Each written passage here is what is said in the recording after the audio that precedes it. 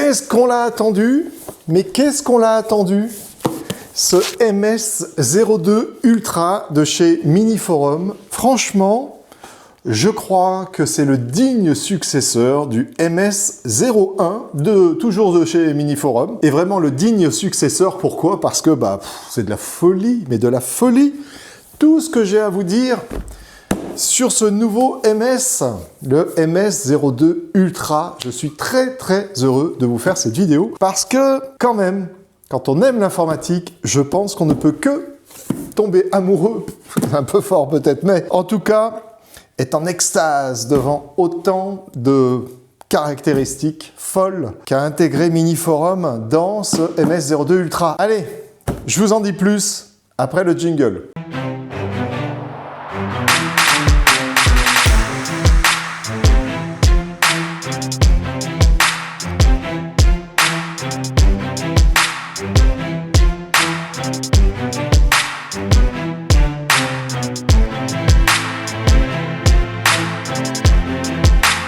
Alors, hop, comme vous le voyez toujours à l'écran, Carpe Diem, revendeur officiel de Mini-Forum en France. Donc, si vous avez des besoins pour votre data center, si vous avez des besoins pour vos mini workstations ou vos workstations pour faire, je ne sais pas moi, du graphisme, pour faire de la 3D, pour faire de l'IA, pour faire des serveurs, bref, dès que vous avez un besoin un peu spécifique, eh bien, vous pouvez compter sur Carpe Diem. Voilà, je vous le rappelle, on ne travaille qu'avec des professionnels, qu'avec des entreprises. Donc, si vous êtes particulier, autant aller sur la boutique en ligne de Mini-Forum, d'autant qu'ils en ont une en France aujourd'hui, en tout cas domiciliée en France, on va dire. Donc voilà, si vous êtes particulier, passez directement commande chez eux. Par contre, si vous êtes une entreprise, là, venez chez nous. Et puis, quoi qu'il en soit, que vous soyez particulier ou professionnel, eh bien, cette vidéo, je pense, va vous intéresser parce que on a beaucoup de points à voir ensemble. Cette mini workstation est une pure folie et on va commencer tout de suite déjà à ouvrir cette mini workstation pour que je puisse vous parler un petit peu de ses caractéristiques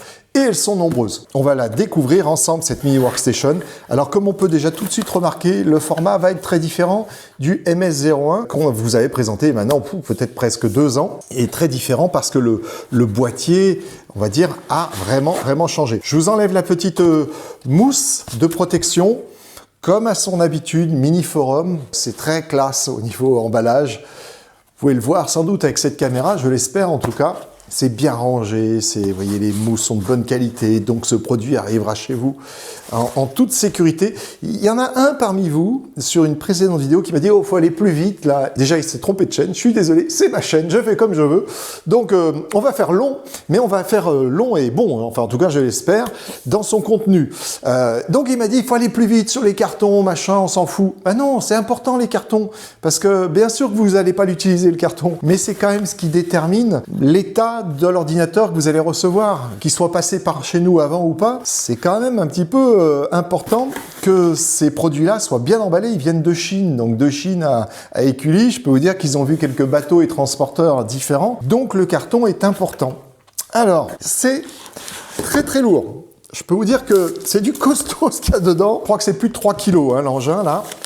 Donc forcément, ça pèse son poids. On va aller voir ce qu'il y a un petit peu là-dedans. Donc là, pour l'instant, juste une autre mousse avec un petit sachet de billes pour retenir l'humidité. Et puis ici, eh bien, on va avoir la connectique. Et puis alors, la connectique, là déjà, il y a du nouveau. Si vous avez suivi notre vidéo sur le MS01, vous vous souvenez, là-dedans, il aurait dû y avoir, par exemple, un transpo. Un transpo, pourquoi? Parce qu'il était alimenté avec une alimentation externe, le MS01. Et bien là, c'est fini. Qu'est-ce qu'on retrouve? Une prise électrique, ou un câble électrique, on va dire, pour aller alimenter directement la mini workstation. Plus de transfo externe, donc ça c'est plutôt pas mal quand même, parce que si vous vous souvenez, il y a peut-être maintenant 3-4 ans, je vous avais publié sur cette chaîne une vidéo sur un montage maison que j'avais fait pour alimenter des NUC à l'époque. Et donc pourquoi j'avais fait cette alimentation? Eh bien parce que un NUC, il n'y a qu'une arrivée électrique, et en plus, vous savez, c'est avec un petit connecteur type cinch, si je vous dis pas trop de bêtises. Alors ça ne doit pas être du cinch, mais peu importe, vous voyez le petit connecteur rond. Et donc, c'était un problème problème parce que vous pouvez pas mettre un onduleur derrière ce type de connecteur, vous êtes obligé de le mettre derrière un transformateur, donc c'est chiant, ça fait beaucoup de câbles, etc. Et bien là, c'est terminé, on va pouvoir directement connecter les MS02 aux onduleurs avec les prises EC13 et EC14. Donc ça, c'est quand même plutôt cool parce que ça nous fait déjà aussi un point de panne en moins. Et l'alimentation étant maintenant à l'intérieur, vous avez bien compris, eh bien, on n'a plus l'alimentation externe. Alors, il y a du plus, il y a du contre. Le contre, c'est que si l'alimentation tombe en rade, là, vous voyez, il faut aller changer le boîtier. Alors que quand on avait l'alimentation externe, c'est vrai qu'on avait qu'à changer l'alimentation externe. Maintenant, voilà, taux de panne Mini-Forum depuis maintenant 3 ans qu'on travaille avec eux, 0. Je ne peux pas mieux vous dire, 0. On en a vendu plusieurs dizaines et 0 panne. Donc voilà, pas trop de problèmes, pas trop de craintes à avoir sur l'alimentation externe qui n'est plus présente et maintenant qui a été intégrée dans le boîtier. Moi, je vois plutôt le côté positif, c'est que je vais pouvoir brancher tous les MS02 sur des onduleurs en direct, gérer le failover par le biais des onduleurs, c'est vraiment top. Alors bien évidemment, on n'aura qu'une seule alimentation. Comme je vous le disais il y a quelques minutes maintenant, on avait fait ce boîtier externe où on avait 2 alimes dedans et avec 2 entrées d'alimentation pour brancher sur un onduleur et sur un autre onduleur. Là, on ne règle pas le problème. Un jour, peut-être Mini-Forum fera 2 alimentations, mais là, hop, le boîtier va gonfler un peu. L'objectif étant quand même d'avoir un boîtier à taille raisonnable. Bon, voilà. Allez, donc maintenant, sachez-le, plus d'alimentation externe. Alors, on a également, comme à leur habitude, ils fournissent un petit câble, je ne sais pas si c'est un petit câble, mais en tout cas un câble HDMI qui doit être donc compatible 2.1. Ici, c'est un petit clip manifestement qui va nous servir à sortir peut-être la SFP+. On va voir ça juste après. Et puis, qu'est-ce qu'on a ici? Une petite bande collante, 3M. Je vous l'avoue, je ne sais pas à quoi elle sert, donc je ne vais pas vous raconter d'âneries. Si on découvre ça au montage, on vous le mettra en incrustation, bien évidemment. Bon, en tout cas, ça doit servir à coller quelque chose, ça c'est certain. On a de la petite visserie. Alors là, ce sont des petites vis qui assurément doivent servir à aller fixer les SSD. Et puis là, des pattes thermiques pour le même sujet, manifestement avec les petits anneaux en plastique pour aller attacher les disques SSD à la patte thermique. Il y a un petit radiateur qui est juste là. On va voir ça ensemble après. Alors, maintenant, on va aller voir la bête, j'allais dire, la belle bête qui se trouve à l'intérieur. Alors, on va enlever la partie collante de tout ça. Et là, oh l'engin. On va enlever le plastique, c'est assez moche en dessous. Ce qu'on va faire, c'est qu'on va rentrer tout de suite dans les détails techniques. Comme ça, si je perds parmi vous les moins patients, ma foi, tant pis, ils ne verront pas l'intérieur de la bestiole. Donc, restez avec moi jusqu'à la fin. Dans l'attente, ce que je peux vous proposer, si la partie technique vous agace un petit peu, vous mettez en commentaire qu'est-ce que vous feriez avec cette mini workstation qui est un pur monstre, vous allez voir, je vais vous donner les détails techniques, c'est juste topissime, que vous soyez gamer, que vous soyez salarié d'une entreprise, on fait de la 3D, du montage, du machine learning ou tout ce que vous voulez, dites-moi en commentaire ce que vous feriez avec une machine pareille. J'imagine que si vous êtes là dans cette vidéo, c'est que vous avez déjà vu un petit peu les détails techniques, donc dites-moi déjà ce que vous feriez avec. Allez, pour commencer, alors, je vous préviens, accrochez-vous, parce que j'ai quand même 5-6 pages là de doc. Je ne vais pas vous faire de la lecture, mais on va quand même aller approfondir un petit peu, parce qu'il ne faut pas que vous fassiez avoir par le côté marketing parfois des produits. Il y a des trucs qui sont topissimes dans le produit que je vais vous montrer, bien évidemment. Et quand je dis il y a des trucs, il y a même quasiment que des trucs topissimes. Après, il y a peut-être quelques petits trucs sur lesquels il faut être vigilant. Donc voilà, je vais attirer votre vigilance sur ces points. Au niveau type de processeur, vous avez 3 processeurs qui sont proposés à l'intérieur du MS02 Ultra. 3 processeurs, mais actuellement, est-ce qu'il y a une pénurie ou pas? Je ne sais pas. Mais il y a surtout 2 processeurs qui sont mis en avant. Les 2 sont à peu près les mêmes. Ce sont des Ultra 9. Il y en a un, c'est le 275HX. Et l'autre, c'est celui que vous avez sur la table, c'est le 285HX. Donc 275 ou 285. Au niveau processeur, on va dire qu'on est sur quelque chose d'assez voisin. Mais malgré tout, il y a quand même des petits détails qui peuvent être intéressants. Et puis un prix, évidemment, qui est un petit peu plus bas avec le 275HX.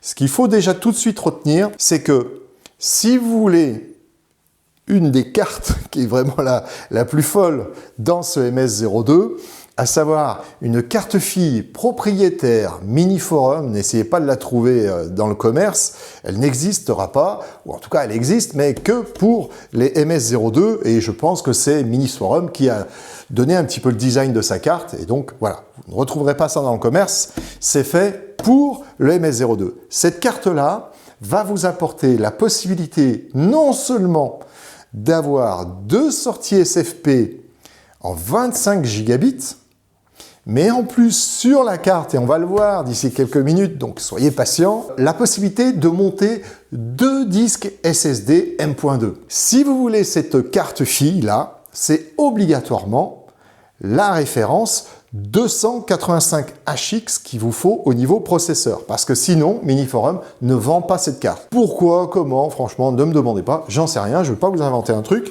c'est comme ça. Maintenant, je vais vous donner un petit peu les caractéristiques de chaque processeur. Et retenez bien que le 285HX vous permet d'avoir cette carte. Ce sont tous des processeurs Intel, donc en série 2, donc la dernière génération de processeurs Intel. Donc déjà en ça, c'est bien parce que le MS01, on était sur la 13e gène, ça commençait un petit peu à être vieillot. Là, c'est la dernière gène et c'est la série 2. Donc on ne peut pas être mieux. Donc le 285HX, il a 24 cœurs, 24 threads, 8 cœurs de puissance, 16 cœurs efficients.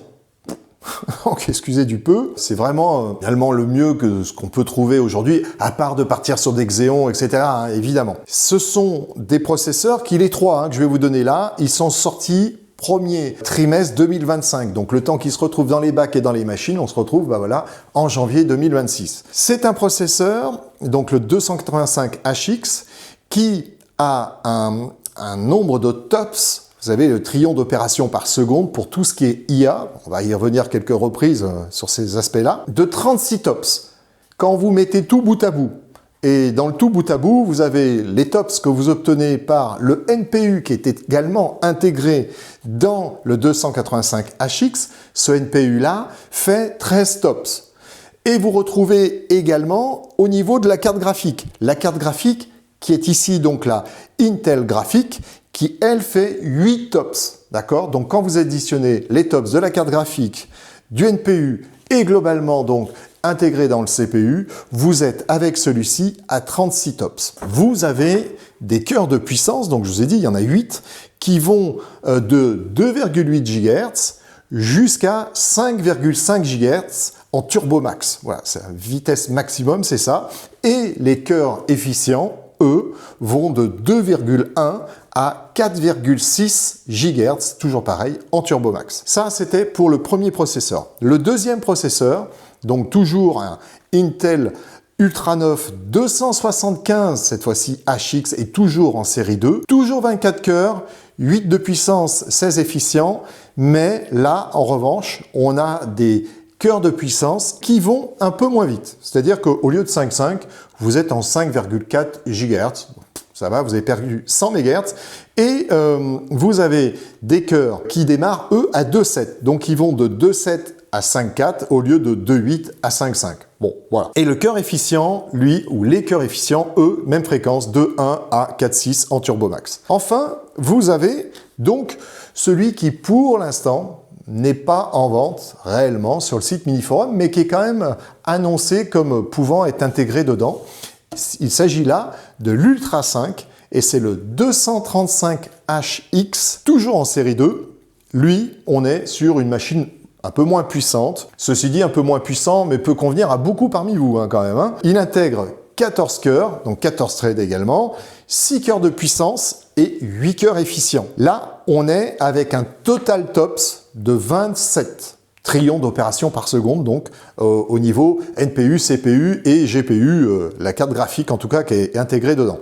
Carte graphique Intel. On a des cœurs de puissance qui sont légèrement plus rapides en fréquence minimale, c'est-à-dire ils sont à 2,9 GHz et ils vont à maximum 5,1 GHz. Pareil pour les cœurs efficients, légèrement plus rapides en basse vitesse, on va dire, 2,6 GHz jusqu'à 4,5 GHz. Donc là, on a 3 types de processeurs qui sont de très bons processeurs, mais nous, bien évidemment, si vous nous sollicitez pour qu'on fabrique votre futur data center, je vous rappelle qu'on fait des data centers sous Proxmox avec un stockage en mode safe pour avoir un stockage très optimisé, très optimum, avoir des migrations live super rapides avec très peu de latence. Donc on vous fait des data centers équipés de 3, 4, 5, 6, pourquoi pas 7, 8 MS02 dorénavant. Et ce qui vous fait un truc de fou, hein. À l'arrivée, vous avez vraiment un truc digne des, j'allais dire des plus grands. En tout cas, je ne sais pas des plus grands, mais en termes de résilience, en termes de performance, vous avez vraiment quelque chose au top. Donc, nous, on vous proposera plutôt les Ultra 9 et ça sera évidemment le 285HX qui sera proposé par rapport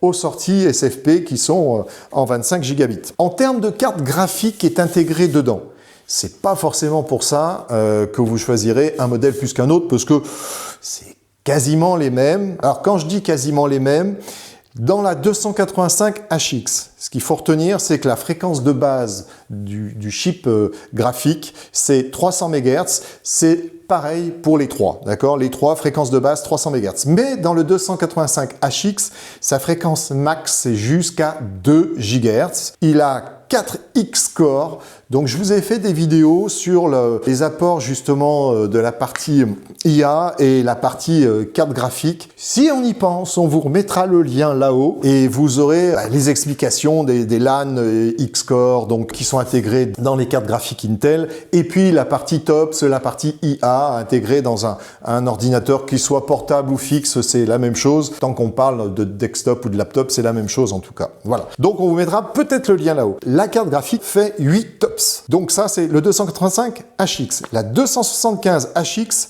pareil, 300 MHz de base, 1,9 fréquence maximum, donc un peu moins puissante. 4 XOR, 8 TOPS, pareil. La Ultra 5 235HX, donc toujours fréquence de base 300, fréquence maximum 1,8, donc un peu moins rapide.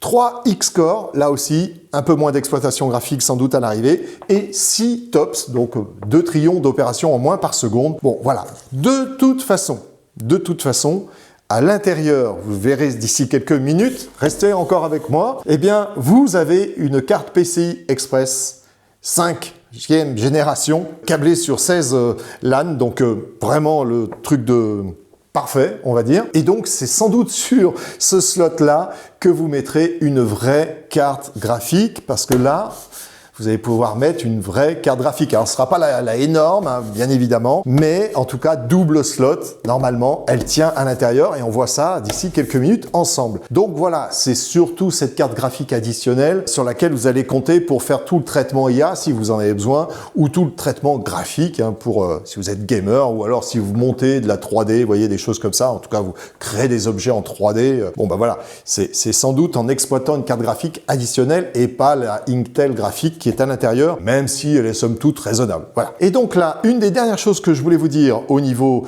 du processeur, c'est que le 285HX intègre 13 TOPS.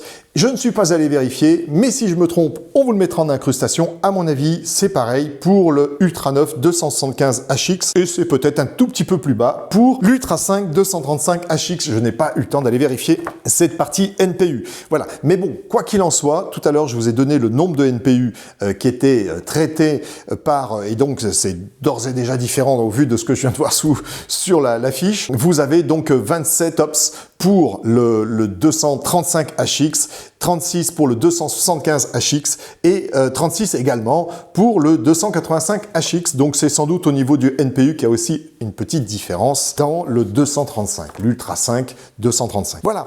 Alors au niveau de tout ce qui est jeu d'instruction IA intégré à ces processeurs, bah, c'est ce que vous apporte la série 2. Donc quel que soit l'Ultra 5 ou l'Ultra 9, ça sera la même chose. Donc vous avez OpenVINO, vous avez Windows ML, ML pour Machine Learning, vous avez DirectML, la même chose, le ML, vous avez ONNX, RT et WebNN qui sont les instructions, on va dire, exploitables en IA. Donc un lien privilégié, si vous voulez, une exploitation privilégiée entre l'OS et le hardware. Alors faut-il bien évidemment avoir un OS qui intègre tout ce qui est prise en charge du NPU et de tous les usages IA à travers ce processeur. Mais voilà, Windows 11 en tout cas le fait, des distris Linux le font également, donc vous n'avez pas de problème là-dessus. On aborde la partie mémoire. La partie mémoire, on va le voir ensemble quand on ouvrira ça. Le 285HX a également une autre particularité,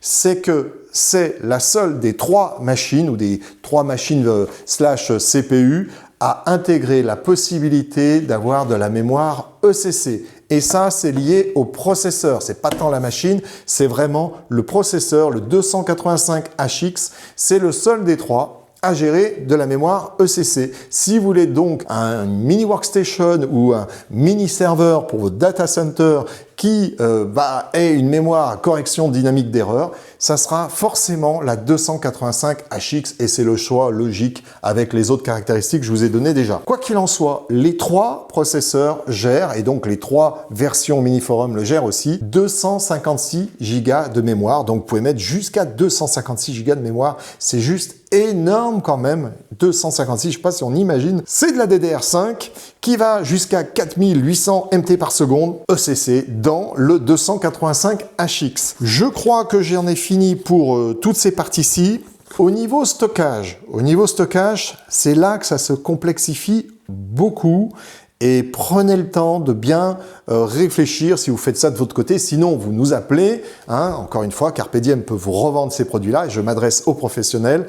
Vous nous appelez et on va décortiquer votre besoin et vous dire, bon ben voilà ce qu'on va pouvoir exploiter comme type de disque. Et puis les exploiter vraiment et ne pas être limité par le slot ou la vitesse du slot, etc. Pourquoi je vous dis tout ça? Parce que nativement, dans le MS02 Ultra, tous les modèles peuvent intégrer la possibilité de mettre 2 disques M.2 2280. Ça, c'est quand même un petit point quand même que je regrette par rapport au MS01. Dans le MS01, on pouvait mettre, entre autres, un 2210 et on pouvait mettre également un disque U2. Tout cela a disparu du MS02, mais on a nos solutions, on a des solutions, on va dire, pourriez facilement avoir aussi. Avec des cartes filles, si besoin, on va pouvoir vous mettre des disques 2210 ou des disques U2, voire U3 sur le PCI 5, ça doit être possible. C'est dommage quand même qu'on n'ait pas la possibilité de mettre des disques 2210 parce que c'était quand même vachement bien de mettre des disques SSD entreprise dans nos data centers et de pouvoir directement en mettre un sur la carte mère, c'était quand même plutôt sympathique. Ce n'est plus possible, 2280 only. On a des slots qui sont en PCI Express 4.0, donc 4e gène et X4. Donc de toute façon, vous irez à maximum 8 gigabits par seconde sur ces slots-là, qui est déjà très confortable, ce qui vous permet de toute façon d'exploiter ce qu'on a généralement comme type de disque. Mais voilà, sur ces 2 emplacements-là, vous pouvez mettre maximum, je ne sais pas trop pourquoi, je pense que c'est plus par rapport à des tests qu'ils ont fait en laboratoire chez eux et qui n'avaient peut-être pas pour faire plus grand, je ne sais pas, maximum des disques de 8 Tera. Bon, de toute façon, déjà, quand vous avez mis 2 disques de 8 Tera, ça vous fait 16 Tera au total, vous êtes quand même plutôt tranquille. Mais selon les montages, dans nos cas à nous, ça ne nous suffit pas du tout, parce qu'on multiplie le nombre de disques par rapport au data center Proxmox, qui fonctionne avec un stockage en mode safe, où on met plusieurs disques, des OSD, pour ceux qui connaissent parmi vous. Et donc, voilà, ça ne nous convient pas, en tout cas, ça ne nous suffit pas, plutôt, d'avoir juste 2 disques. Et ça tombe bien, parce que dans la version 285HX, sur la carte qui donne la possibilité de brancher donc des GBIC en 25 Go, eh bien, on a la possibilité d'ajouter là en plus 2 disques M.2. Alors, c'est là où se compliquent un petit peu les choses. Et je vous avoue que c'est pas bien clair au moment où je tourne cette vidéo. Donc, si entre le temps de la réalisation, vous voyez, et du montage, on a les infos, on les incrustera. Pour l'instant, il y a des points qui sont pas bien clairs. On a donc la possibilité de mettre sur la carte, ou plutôt d'exploiter la carte en version PCI Express 3.0.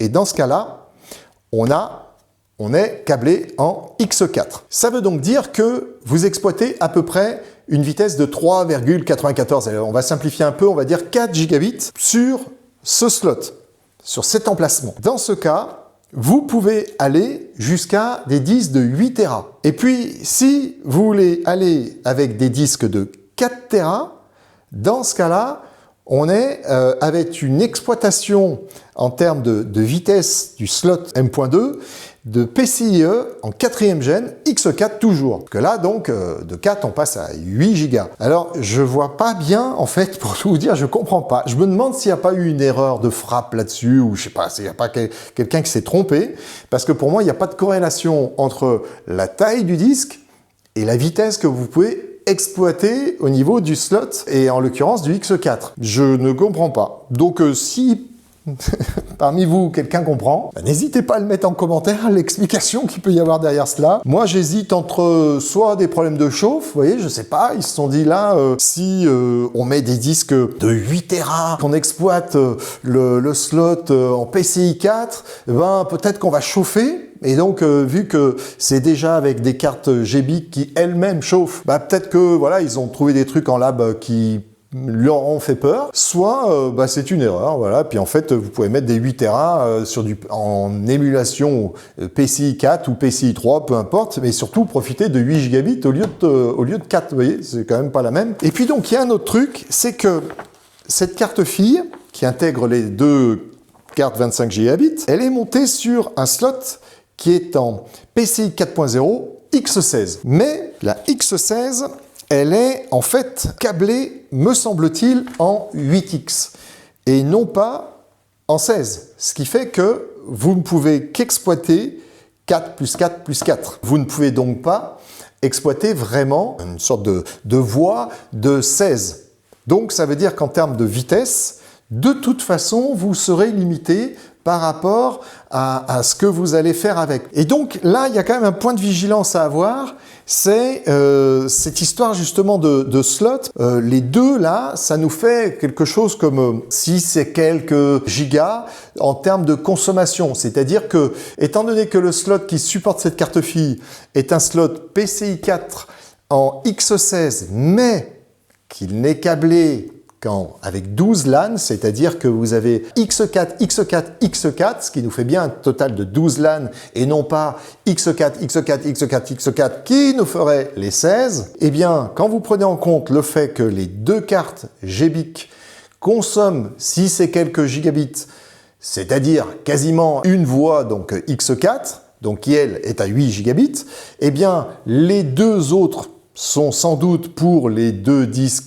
SSD, et à partir du moment où vous tireriez trop sur les disques, eh bien, il y a un moment donné où peut-être que ça va faire souffrir un petit peu les bus, vous voyez, de communication, donc les 12 LAN qui sont au niveau de ce slot. Donc, X16, oui, mais retenez que ce n'est pas câblé en X16. Ça serait câblé en X12, si on voulait, mais pas en X16. Donc, quoi qu'il en soit, en termes de performance, je pense que Miniforum a fait une petite concession, là, et d'ailleurs c'est ce qu'ils mettent un petit peu à demi-mot dans le site web. Ils disent attention, ce slot-là, vous ne pouvez pas l'utiliser, vous. C'est notre carte qui peut l'utiliser, et vous, si vous mettez une carte, ça ne va pas fonctionner. Alors, il y a une bifurcation a priori, mais qui est donc très propriétaire, pour pouvoir gérer d'une part les deux cartes 25 gigabits, et d'autre part les deux disques SSD. Mais donc voilà, c'est une X16, câblé X12, on va dire, ou 3x4. Quoi qu'il en soit, en termes de cohérence, j'ai pas bien compris cette histoire de disque là, qui peut être limité à 8 ou 4 selon qu'on exploite en PCI 3 ou en PCI 4. Bon, c'est un petit peu bizarre. Si vous avez plus d'informations, n'hésitez pas, encore une fois, à les mettre en commentaire. Sinon, maximum avec déjà cet ensemble, et là je parle encore une fois du 285HX, maximum 24 Tera de stockage. Et là on commence à être confortable. Alors on commence seulement parce que nous, toujours pareil, il nous faut des slots 21-110 si on veut vraiment être tranquille. Et donc, ou alors en tout cas la possibilité de mettre 10 disques E2. Donc voilà, nous on a ce petit truc là, mais franchement, sinon vous mettez des 2280, ça va bien aussi. C'est juste qu'ils ont une durée de vie qui est un petit peu moins longue que les 22-110. On préfère ce genre de disque. Vous avez la possibilité de mettre sur les deux emplacements qui sont sur la carte mère des disques qui vont jusqu'à 8 Tera. Ces slots-là, pour les disques, sont des PCIe en 4e génération, X4, donc jusqu'à 8 gigabits de bande passante, de type NVMe, hein, évidemment, les disques, je ne l'ai pas précisé depuis tout à l'heure, mais vous l'aviez bien compris, j'imagine. Petit rappel quand même, au niveau des vitesses, si vous êtes en PCIe de 3e génération, vous avez par LAN un débit utile d'à peu près 1 gigabit. Pour la 4e, vous êtes un débit à peu près de 2 gigabits par LAN, encore une fois, hein, je vous le dis bien. Et pour le PCI 5, qui est intégré ici, vous allez jusqu'à 4 gigabits par LAN.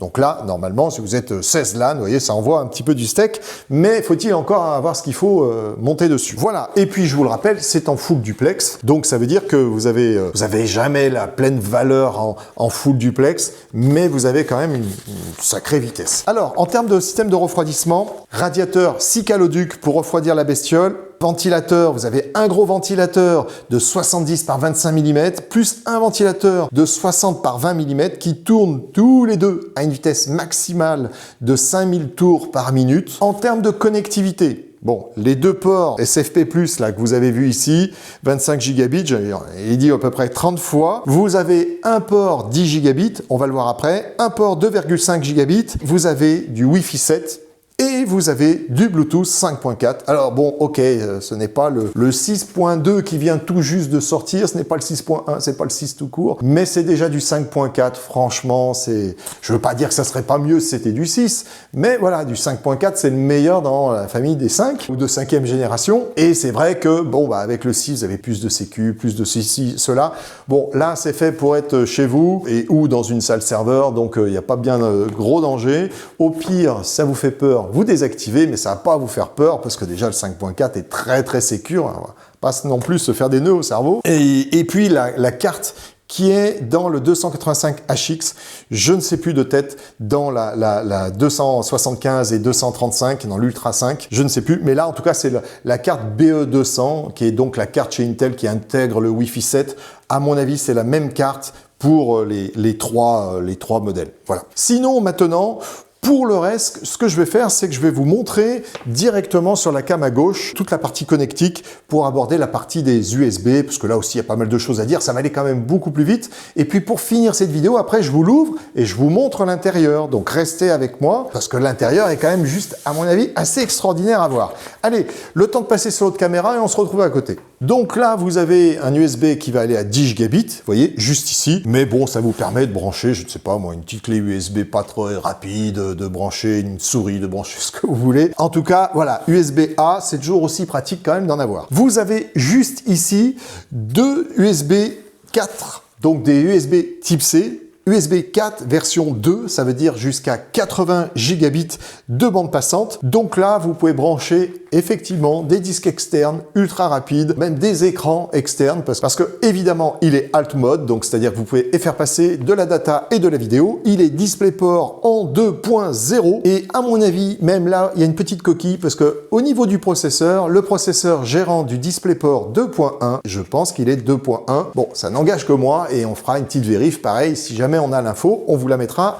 juste en dessous. Ils sont tous les deux Power Delivery, donc ils peuvent délivrer, mais attention, pas beaucoup, 15 watts, donc vous branchez pas votre ordinateur là-dessus, un ordinateur portable, c'est pas fait pour, mais en tout cas, voilà, sachez que vous pouvez brancher quelque chose qui consomme de l'énergie sans aucun problème. Vous avez ici un port combo, donc qui vous permet de brancher un micro-casque pour vos visioconférences, et si vous installez un Windows 11 dessus, eh bien ça vous permettra, avec tout ce qui est embarqué en IA, de gérer, vous savez, tout ce qui est réduction de bruit, etc. etc. Donc c'est plutôt sympathique d'avoir ça. Vous avez ici un bouton, eh bien, de marche arrêt, hein, évidemment. Alors je dis évidemment, mais il y en a un autre derrière, donc il y en a quand même un devant. Et puis c'est tout, voilà, la façade que vous voyez ici, qui est plutôt sympathique, hein, qui fait assez sportive, assez racée, donc c'est plutôt sympa. Maintenant, je vais vous montrer l'arrière du boîtier. Alors, l'arrière du boîtier, qu'est-ce qu'on voit? Ben déjà, on voit l'entrée de l'alimentation, en tout cas du câble d'alimentation, et juste au-dessus, eh bien, vous avez un bouton marche arrêt pour arrêter ou mettre en marche l'alimentation, c'est-à-dire que vous l'utilisez pas pendant un petit moment, hop,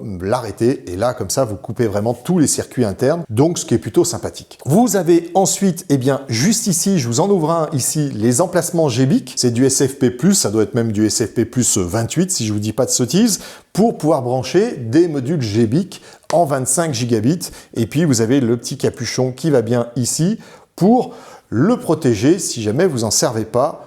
Bon, ça serait dommage d'acheter la 285HX et de ne pas se servir de ces ports 25 gigabits à mon avis. Mais vous faites comme vous voulez. Juste ici, vous avez un port HDMI 2.1 avec le câble fourni.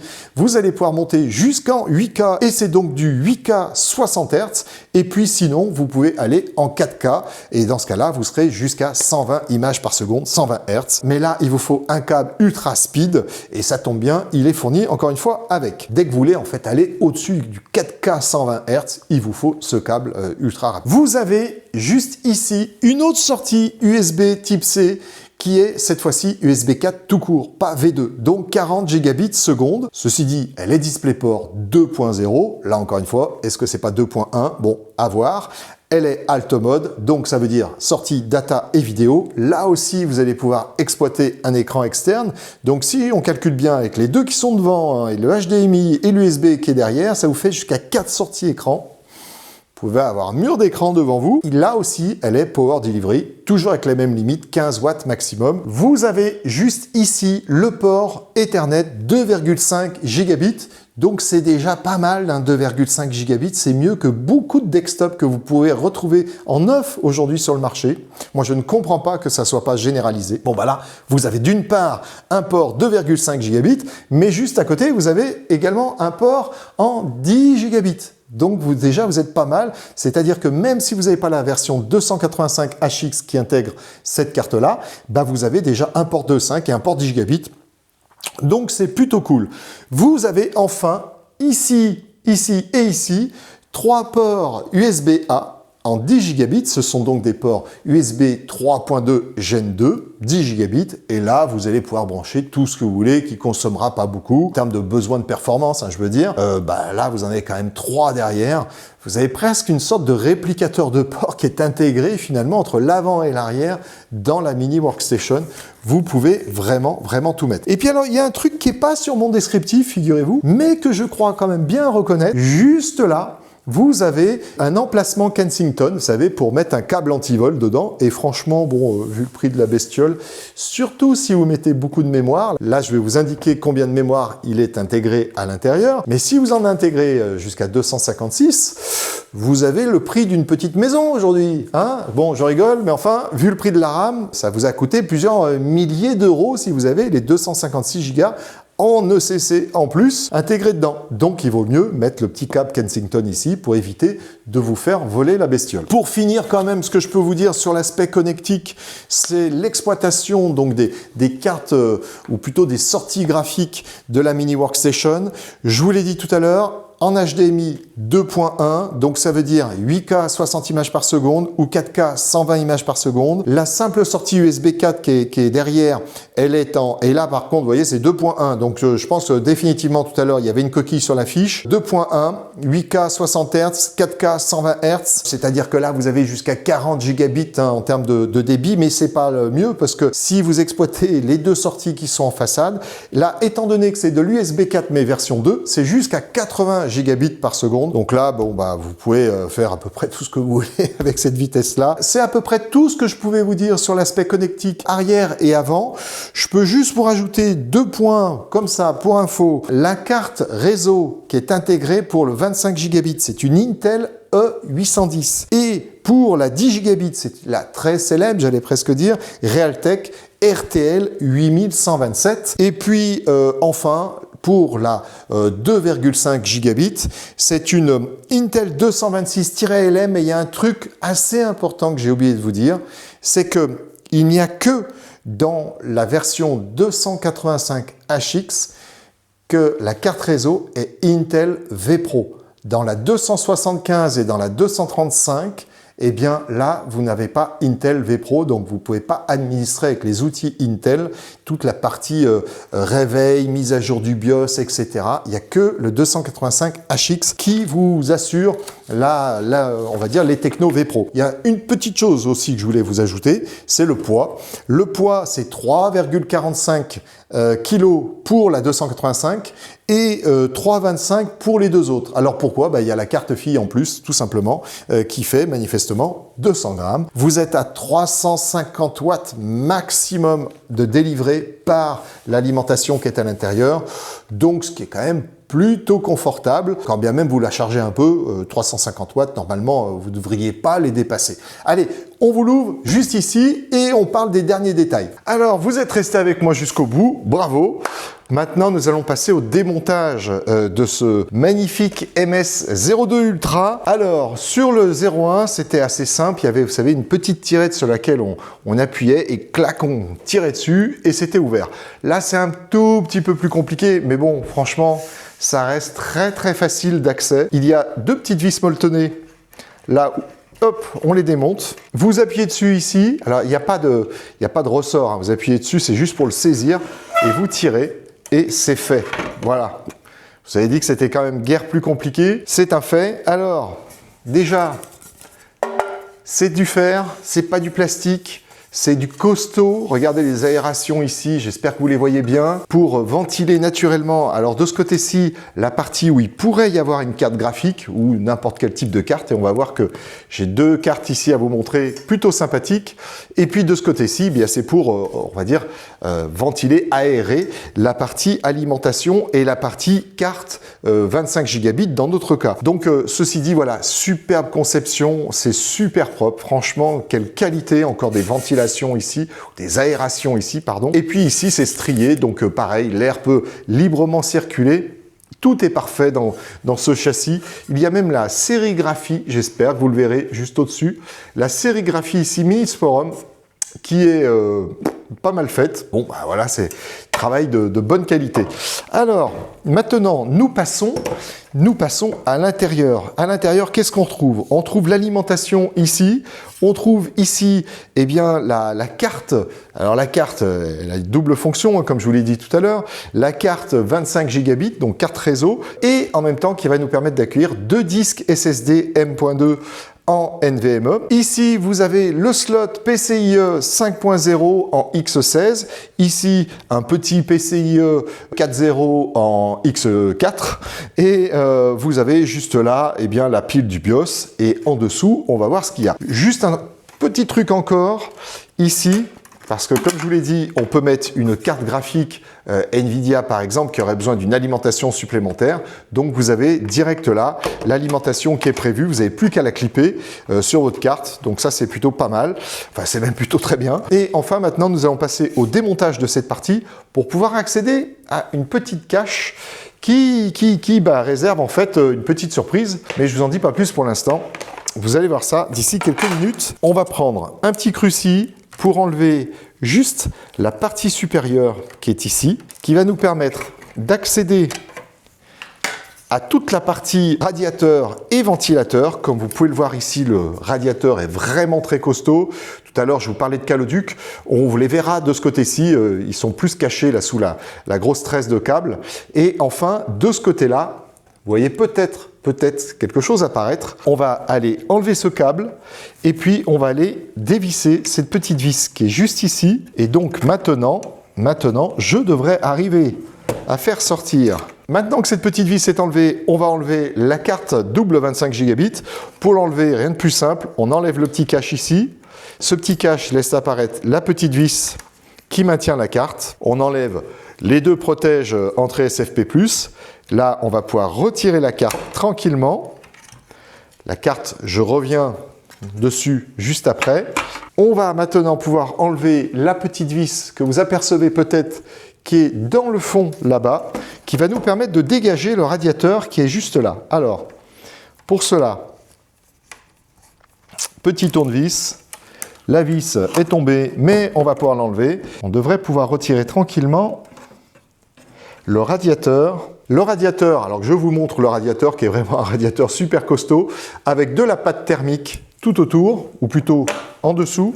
Et juste ici, alors je vais retirer voilà, la petite vis avant de la faire glisser à l'intérieur. Et juste ici, vous voyez la première barrette mémoire. À savoir qu'ici, vous avez 2 emplacements mémoire, mais c'est loin d'être terminé. Je vous ai dit, jusqu'à 256 Go de mémoire vive. Et dans ce modèle-là, c'est même de l'ECC qui peut se loger. Donc ici, vous avez 32 Go parce que dans la version que nous avons reçue, c'est une version 32 Go de mémoire plus 1 Tera de stockage. Et je vais vous montrer les autres emplacements après.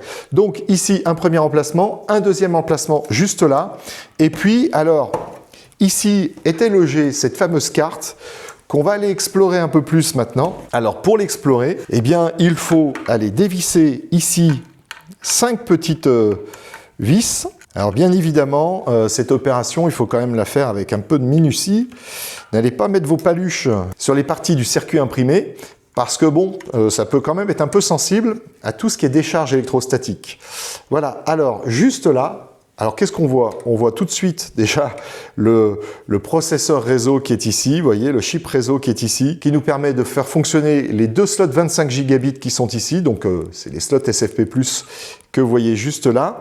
Et vous avez juste en dessous, eh bien, 2 emplacements de disques avec tout de suite de coller la pâte, vous voyez, thermique. Alors bien évidemment, ces petites feuilles en plastique, il va falloir les retirer une fois que vous aurez mis vos SSD à l'intérieur, ou qu'on aura mis pour vous les SSD à l'intérieur. Alors, on remet les 5 vis, on remet le tout dans le châssis. Alors, maintenant que ça s'est remis, on va remettre le cache des barrettes. Enfin, le cache, c'est pas vraiment un cache, c'est plutôt un radiateur. Et puis, il ne faudra pas oublier de remettre le petit connecteur qui est juste à côté. Et maintenant, je vous montre, avant que j'oublie, le système de caloduc. Alors, vous verrez sans doute ici, vous voyez, les caloducs là, qui descendent vers le processeur pour aller se jeter ensuite eh bien, dans le radiateur immense qui est ici et qui est très costaud, hein, vraiment très bonne qualité. Et puis le ventilateur qui est ici, que vous voyez juste là, qui tourne donc à 5000 tours par minute. Et puis le deuxième ventilateur qui est ici, qui va nous refroidir complètement l'ensemble processeur. Et puis, bien évidemment aussi, qui va, par aspiration, aller refroidir le radiateur des barrettes mémoire qui se trouve juste ici. Non, vraiment une conception où il n'y a rien à redire. C'est incroyable quand même la qualité du produit. Je pense que c'est très très rassurant quand un nouveau produit comme ça arrive sur le marché et qu'on peut tout de suite constater une très bonne qualité déjà au niveau de la conception et de l'assemblage. Allez, on remet cette carte-là. Voilà, elle est bien enfichée. On remet le petit cache. On va pouvoir remettre ça dessous. Allez, on remet le petit cache juste ici. On remet les 2 protèges entrée d'SFP+, voilà. Alors maintenant, on va aller mettre en place une carte ici qui ne va pas être une carte graphique, mais qui va être plutôt une carte de stockage, parce que comme je vous l'ai dit, nous, on va beaucoup s'en servir, voire même exclusivement se servir de ce modèle MS02 Ultra, eh bien dans le cadre de Data Center Proxmox, et avec en particularité d'utiliser un stockage en mode Ceph, qui a besoin le plus possible d'OSD, c'est-à-dire en gros de zones de stockage ou de disques de stockage. Et donc plus on a d'emplacement pour mettre des disques, et mieux c'est. Alors, on n'a pas besoin non plus de 30 000, mais malgré tout, c'est vrai que là, on en a 4 déjà, ce qui est pas mal. Hein. Alors je ne vous ai pas tous montré d'ailleurs, hein, j'en ai montré que 2 pour l'instant. On va les voir juste après. On aurait besoin éventuellement d'en avoir plus et surtout d'avoir des emplacements 2210, c'est-à-dire des emplacements de disques SSD type entreprise. Alors, première carte que j'ai à vous montrer, c'est une carte ICDock. Je vous mettrai toutes les références de ces cartes-là en descriptif, comme ça, pour une fois, vous allez peut-être voir nos descriptifs, parce que je ne sais pas si vous y allez souvent. Bon, bref, en tout cas, ici, une carte ICDock et qui présente un avantage, c'est, vous voyez, cette grande carte là, ou ce grand radiateur plutôt, eh bien cache un emplacement 2210. Voilà, donc là vous avez l'emplacement M.2 NVMe. Hop, ce petit accessoire peut se reculer selon la taille. Donc là il est par exemple en 2280. Et puis hop, ici vous le mettez jusqu'au bout. Et là vous avez la possibilité d'insérer un disque 2210, c'est-à-dire un disque SSD d'entreprise. Alors nous on met souvent des Micron ou des Samsung. Bon après il y a d'autres marques qui existent. Mais nous c'est souvent ces 2 marques-là que nous retenons. Et donc ici, on aurait la possibilité d'en ajouter un de plus. Bon, c'est pas mal, mais ça fait pas grand-chose. Cela étant, vous voyez, on pourrait le mettre dans l'emplacement qui est juste là, et puis déjà, ça nous permettrait d'utiliser cet emplacement. Et moi, je vais vous montrer une autre carte qui est, pour le coup, je trouve, plus intéressante si vous avez une carte mère qui gère ce qu'on appelle la bifurcation. Vous allez pouvoir découper, splitter en quelque sorte en X lanes eh bien, les 16 qui sont ici. En l'occurrence, ça vous fera pour cette carte-là, qui est une X16, eh bien 4x4. Donc, vous aurez la possibilité d'utiliser ce type de carte. Donc, ce type de carte a la possibilité de monter jusqu'à 4 disques et 4 disques en 2210. Donc, vous voyez, vous avez vraiment toute la longueur ici avec les différents points de fixation si vous vouliez mettre des disques plus courts. Ce serait dommage d'acheter ce type de carte. Et de l'autre côté, eh bien, vous en avez deux autres. Donc, vous avez la possibilité de brancher 4 disques. Et là, pour le coup, un stockage en mode safe déjà avec 4 disques, vous êtes quand même assez tranquille, surtout que rien ne vous oblige à utiliser les 4 emplacements ici. Vous pouvez les répartir sur d'autres slots si vous préférez. Par exemple, pour des histoires de bande passante, ça va de soi. Néanmoins, ici, c'est un slot PCIe en 5.0 X16, donc normalement, ça envoie du bois. Et là, bah, vous avez la possibilité, avec cette carte et puis la bifurcation à paramétrer dans la carte mère, de gérer l'ensemble de ces disques. Voilà. Donc ce type de carte, en fait, va pouvoir être avec une petite baguette comme ça pour avoir des fixations basses. Et donc vous avez la possibilité de dégager cette partie-ci. Alors je ne vais pas vous le montrer, mais en gros, vous voyez, vous ouvrez de la même façon que j'ai ouvert ici. Vous insérez la carte. Il se trouve que la carte est relativement fine. Vous avez donc totalement la possibilité de mettre les disques à l'arrière sans que ça vienne trop déranger de ce côté-ci. Au pire, de toute façon, c'est normalement assez refroidi par le conduit d'air qui se fait dans le radiateur. Bon, après, si vraiment on constate de la chauffe, eh ben, on a la possibilité d'en mettre que 2 de ce côté-ci. Et puis avec les 4 autres disques, ça nous fait 6 disques au total. On est un petit peu tranquille. Je vous rappelle quand même qu'avec les 4 emplacements disques qui sont déjà présents sur le MS02 Ultra, vous avez la possibilité d'aller jusqu'à 24 Tera. Donc si vous en mettez 2 de plus ici, et voire même encore un autre sur le slot PCIe 4, donc là, vous êtes vraiment, vraiment tranquille. Pour terminer cette vidéo, je vais vous retourner eh bien, le châssis. Et là, on va découvrir qu'il y en avait donc encore derrière. Vous l'avez compris, de toute façon, je vous ai dit qu'il y en avait de plus d'emplacements mémoire et qu'il restait également des emplacements disques. Eh bien, les voici. Ici, donc, encore une fois, dans notre cas, nous, c'est la version livrée avec 32 Go et 1 Tera. Donc ici, on retrouve notre disque SSD d'1 Tera, mais vous avez la possibilité d'en fixer un deuxième de ce côté-là. Alors, visuellement, comme ça peut surprendre un peu. On a l'impression qu'il est court, mais on peut bien mettre un disque de 2280 de ce côté. Et de ce côté-ci, vous avez les 2 autres emplacements SODIMM pour aller jusqu'à 256 Go de RAM. Alors, c'est de la SODIMM en DDR5. Je me souviens plus si je vous l'ai dit, mais c'est de la DDR5 qui va à l'intérieur. Et vous avez enfin ici un petit ventilateur que j'avoue découvrir avec vous, qui doit refroidir eh bien, également les barrettes mémoire qui sont ici. Donc ce ventilo-là, je ne sais pas à combien il tourne. Si on le sait au moment du montage, eh bien, on vous l'incrustera. Mais ce ventilo-là, et avec les petits trous qui sont là, assurément pour refroidir les 2 barrettes qui sont ici. Et puis comme vous le voyez, là, ils ont mis un radiateur. Il y en avait un autre de radiateur qui était fourni, donc pour le deuxième disque, j'imagine bien. Et là, ils ont mis un radiateur, ou en tout cas une petite plaque de ferraille qui va servir de radiateur sur le disque SSD. Et enfin, là, la carte Wi-Fi 7 et Bluetooth 5.4 de chez Intel. Voilà, c'est à peu près tout ce qu'on peut voir de ce côté-ci, à part les composants électroniques, mais là, je ne vais pas rentrer dans ce détail. Mais voilà, très belle conception, vous voyez. On en a, j'allais presque dire partout, mais c'est pas loin d'être ça, hein, parce que à part sur les côtés qui servent d'aération, eh bien, c'est quand même bien rempli. Donc, dites-moi déjà en commentaire ce que vous pensez de cet assemblage. Est-ce qu'il vous paraît sérieux? Est-ce qu'il vous paraît déjà suffisamment évolutif? Moi, franchement, je trouve que oui. Entre toute la connectique externe, la connectique interne, on va dire, à travers les différents slots, juste un petit point, ce slot-là est propriétaire. Hein, c'est-à-dire que vous ne mettrez rien d'autre que cette carte-là. Ça ne sert à rien d'essayer, ça ne marchera pas. C'est un slot propriétaire qui a été, on va dire, développé pour pouvoir fonctionner avec cette carte double sortie 25 et double emplacement M.2. Donc voilà, en tout cas en termes de connectique interne, externe, nombre d'emplacements, barrettes mémoire, 4 emplacements, ça c'est plutôt malin parce que 4 emplacements, ça va vous permettre de mettre des barrettes de 64, 4 x 64, 256, au lieu de devoir monter à des barrettes de 128 pour aller au 256. Donc ça sera quand même vachement moins cher, sans doute. Et aujourd'hui, vu le prix de la mémoire, c'est ma foi pas un mal de pouvoir faire des économies là-dessus. Parce qu'en plus des barrettes de 128 Go, c'est plutôt rare. Donc voilà, pour refermer, eh bien rien de plus simple. On le reprend ainsi. Ah oui, il faut que je remette quand même son petit cache juste là. Et puis, hop, vous le prenez, clac, on le glisse, on pousse, c'est fermé.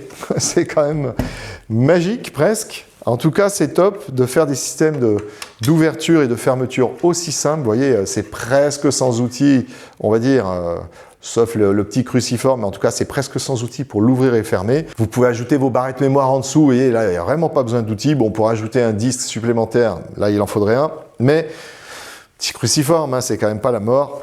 En tout cas, voilà, fabrication hyper sérieuse, conception à l'intérieur hyper sérieuse. Bon, dites-moi ce que vous pensez de ce produit. Moi, franchement, je le trouve top. Ça va aller assurément remplacer le MS-01. Et puis alors en toute beauté, parce qu'avoir ce type de processeur avec de la mémoire ECC, avec des cartes réseau 25 gigabits, bah, plus une 10 Go, plus une 2,5, bon bah voilà, que demander de plus. Et en plus, il est V-Pro. Voilà. Donc, je crois que là, on a trouvé vraiment le mini serveur idéal pour proposer vos futurs data centers. Vous voyez, on va vous proposer ce matériel-là et on va vous faire des data centers assez extraordinaires. Dites-moi, vous, ce que vous pensez faire avec ce type de produit. Peut-être que ça va être une super machine de gaming, hein, parce que c'est vrai qu'on peut y mettre une carte graphique Nvidia dedans. Il y a même l'alimentation pour pouvoir lui donner du peps. Donc, voilà, on va dire que c'est un mini serveur, un mini workstation un petit peu polyvalent en termes d'usage. Bon, ça peut servir aux graphistes aussi, ça peut servir à des monteurs vidéo, ça peut servir à vraiment beaucoup de monde. Nous, encore une fois, dans notre cas, ça va être pour Proxmox. Voilà, je vous remercie d'avoir suivi cette vidéo. Dites-moi en commentaire ce que vous avez pensé de ce produit. Est-ce qu'il vous plaît? Est-ce que vous en avez besoin? Et si vous en avez besoin, nous avons nos coordonnées juste au-dessus et vous pouvez nous contacter. La zone commentaire, bien évidemment, peut servir déjà à entamer quelques échanges, mais après, vous pouvez nous contacter à nos coordonnées habituelles et on se fera un plaisir de vous répondre. Je vous remercie d'avoir suivi cette vidéo. Je vous dis à très bientôt. Likez, partagez, abonnez-vous et prenez soin de vous.